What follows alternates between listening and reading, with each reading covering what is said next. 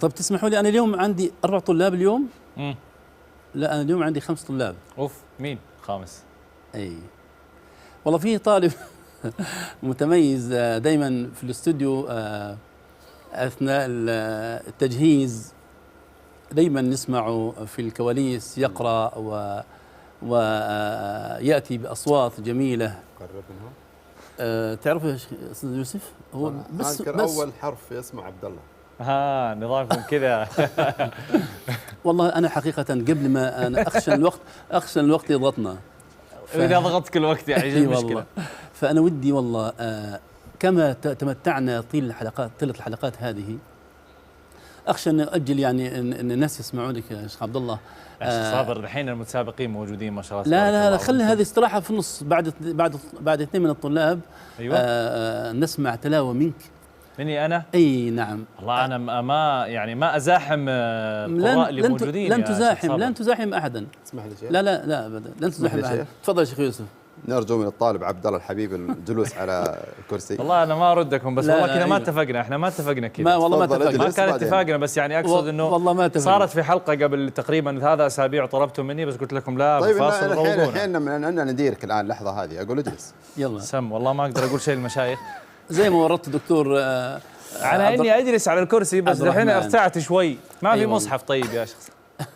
اقرأ لنا ما تيسر بصوت الشيخ أيوب الشيخ علي الجبل. من تحب المشايخ، بما أننا في مرحلة المحاكاة قبل أن نبرحها، فأسمعنا أي شيء بصوتك الجميل. والله يا رب الله يستر بس. طيب انت كذا حيرتني يا شيخ. أبد ما شاء الله عليك. حاكمين الخيار لك.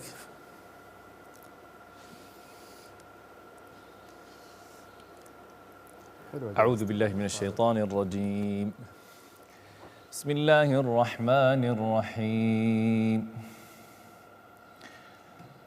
تبارك الذي جعل في السماء بروجا وجعل فيها سراجا وقمرا منيرا، وهو الذي جعل الليل والنهار خلفة لمن أراد أن يذكر أو أراد شكورا.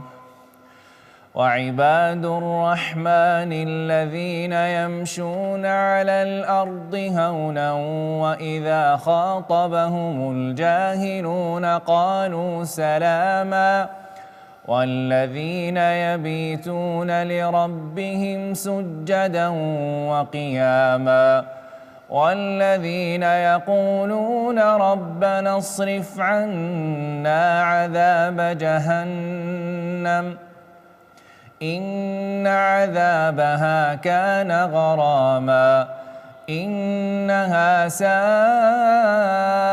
مستقرا ومقاما. والذين إذا أنفقوا لم يسرفوا ولم يقتروا وكان بين ذلك قواما. أحسن الله إليك وبارك الله فيك.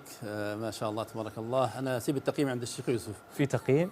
طيب كان قلتوا لي أول شيء أقرأ قراءة عادية لي أنا بعدين. لا ما شاء الله. الله يحفظكم.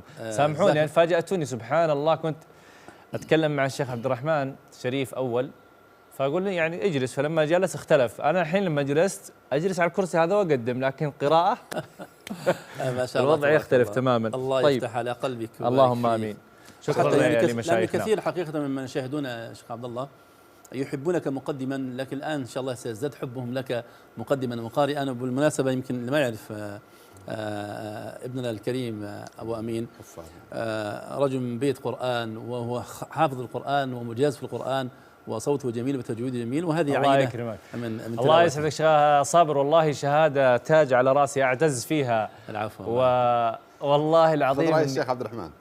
الشيخ عبد الرحمن عنده تعليق. الشيخ عبد الرحمن تفضل. الظاهر انك مبسوط شيخ عبد الرحمن، صح؟ اخيرا مبسوط. يعني انت اول خليتني اقرا، الان الشيخ صابر الحمد لله يعني ايش كذا ريحني خلاص، خلاك تقرا. الله يسعدك شيخ عبد الرحمن، بارك. تقييمك طيب ما استغني عنه. امين. الله يحفظك. نقول إنه القراءة كانت جدا ممتازة ما شاء الله، طبعا واثق من نفس القارئ، هنا المشكلة، فما نقدر نقول شيء. الله يحفظك شيخ عبد الرحمن، يبارك فيك، يعطيك العافيه.